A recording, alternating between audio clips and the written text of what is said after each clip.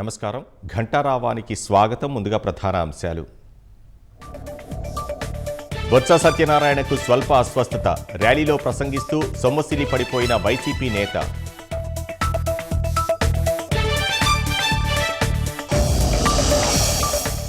TTD మాజీ chairman YV Subba Reddy పిఏని ప్రశ్నిస్తున్న సిట్. తిరుమల కల్తీ నెయ్యి కేసులో 2 రోజులుగా విచారణ.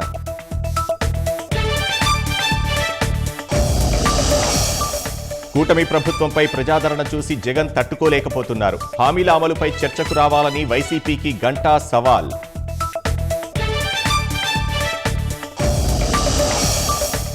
వివాహ వేడుకకు వెళ్లి వస్తున్న వ్యాన్పై సిమెంట్ ట్రక్ బోల్తా. 9 మంది దుర్మరణం. మధ్యప్రదేశ్లో ప్రమాదం.